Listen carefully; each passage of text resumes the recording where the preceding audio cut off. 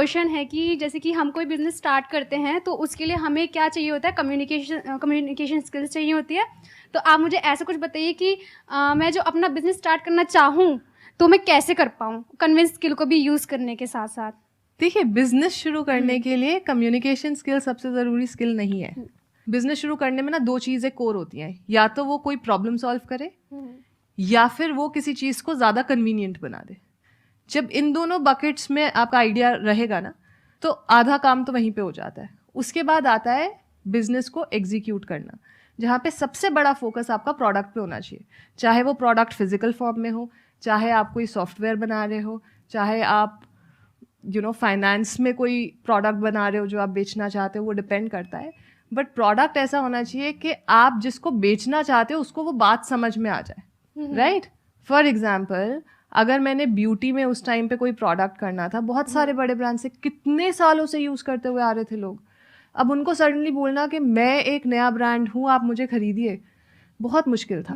तो मैंने वहाँ पे प्रॉब्लम समझी। प्रॉब्लम ये थी कि यार सर्टिफाइड सेफ प्रोडक्ट कोई भी नहीं था। उसमें प्रॉब्लम सॉल्व मैंने कैसे की कि यार जहाँ आप बड़े ब्रांड यूज़ करते हो बहुत महंगे होते हो, मैंने आपको जितने में आप अभी ब्रांड खरीद रहे हो उससे आप 15% एक्स्ट्रा दो, आपको ये इतने सारे बेनिफिट्स मिलेंगे इस प्रोडक्ट से। वहाँ से मैंने कंज्यूमर अट्रैक्ट करना शुरू किया। और इंडिया की सबसे खूबसूरत बात यह है कि यहाँ पे ना कहानियाँ स्प्रेड होती है। एक माँ ने जब अपने बच्चे के लिए प्रोडक्ट बनाए, बाकी माँ उस प्रोडक्ट पे अपने आप भरोसा करेंगी, क्योंकि माँ वाली फीलिंग तो मतलब और कोई ब्रांड, कोई कंपनी कम्पीट ही नहीं कर सकती ना, जो केयर, जो प्यार एक माँ लेके आती है। तो आई थिंक वो कहानी अपने आप से स्प्रेड होती गई। मेरे को भी बिजनेस की कोई अंडरस्टैंडिंग नहीं थी, मैंने कोई बिजनेस डिग्री नहीं ली हुई, हमें P&L का मतलब भी नहीं पता था जब मैं घुसी थी। मतलब मुझे प्रॉफिट और लॉस अलग से पता था, P&L की फुल फॉर्म क्या होती है मुझे नहीं पता थी, ठीक है? तो वो जैसे जैसे काम करते रहे, सीखते रहे, अपनी पेस पे सीखे। एक हिकअप होता है कि यार अगर मैं इस कमरे में घुस रही हूँ ना, कॉन्फ्रेंस रूम में, यहाँ पे इतने बड़े बड़े लोग बैठे हैं, मैं ये क्वेश्चन पूछूंगी, ये स्टूपिड लगेगा। ये सबसे बड़ी गलती करते हैं हम। कोई क्वेश्चन स्टूपिड नहीं होता। जब आप लर्निंग फेज में हो ना, आप ओपनली जाके ना एडमिट करो कि देखिए मैं ये काम पहली बार कर रही हूँ, मुझे नहीं आता, मैं आपसे सीखना चाहूँगी, मुझे बहुत पसंद आएगा, लेकिन मैं कुछ सवाल ऐसे भी पूछ सकती हूँ जो आपको लगेगा कि यार मुझे पता होने चाहिए बट शायद मुझे पता ना हो। प्लीज़ उस चीज़ के लिए आप ना रेडी रहिए। जब उस एटीट्यूड के साथ आप घुसोगे ना, ये बाकी सारी चीज़ें, और जब आप अपना प्रोडक्ट बना लोगे ना, कम्युनिकेशन स्किल्स अपने आप आती हैं उसके साथ, क्योंकि आपसे बेहतर उसके बारे में एक्सप्लेन कोई नहीं कर पाएगा। यहाँ पर ना एक बहुत इंपॉर्टेंट चीज है समझने वाली। Whenever you talk about communication skills, तो आपके बैक ऑफ द माइंड ये चलता है कि मैं इंग्लिश में बोलने में ज्यादा अच्छे नहीं हूँ। हिंदी में तो आप अपने घर में बहुत अच्छे से बात करते होगे, नॉन स्टॉप बोलते ही रहते होगे, घर वाले कहते होंगे चुप हो जा, बहुत बोल रहे, राइट? ऐसा होता है नहीं होता है?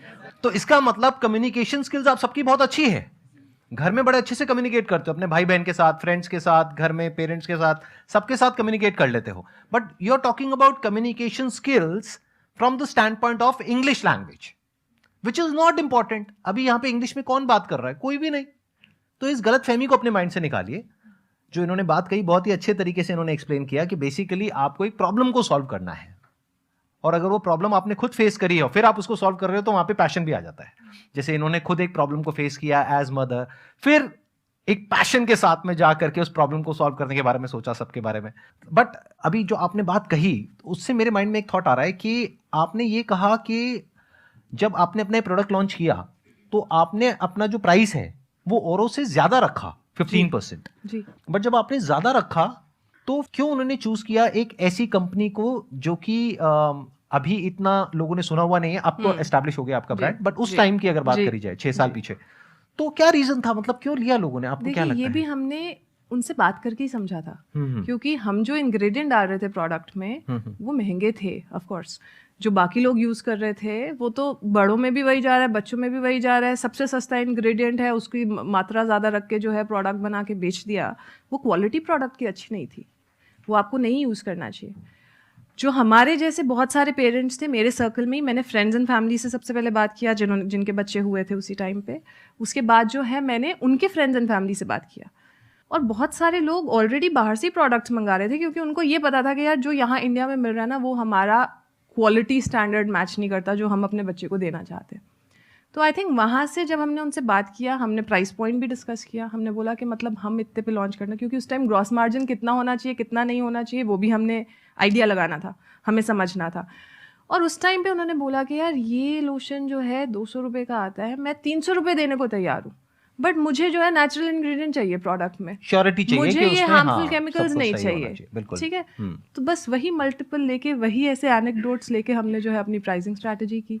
उसमें हमारे लिए बहुत ज़रूरी थी कि जितने पे हम प्रोडक्ट बना रहे हैं और जितना एमआरपी होना चाहिए, उसका जो मार्जिन होता है, जो कॉग्स इनटू एमआरपी का रेशो जो होता है, वो 6 गुना से ज़्यादा होना चाहिए। बिकॉज ऑनलाइन बिजनेस में आपको जो है कमीशंस भी देनी पड़ती हैं, आपको जो है डिस्काउंट भी देना पड़ता है, बहुत सारे ओवरहेड कॉस्ट भी आते हैं, रिटर्न्स भी होते हैं। इससे कम पे तो आप पैसा गवाओगे, आप पैसा बना नहीं पाओगे। तो आई थिंक हमारी वो वाली स्ट्रैटेजी कंज्यूमर से बात करके हमने बनाई थी, इसलिए वो चल भी गई।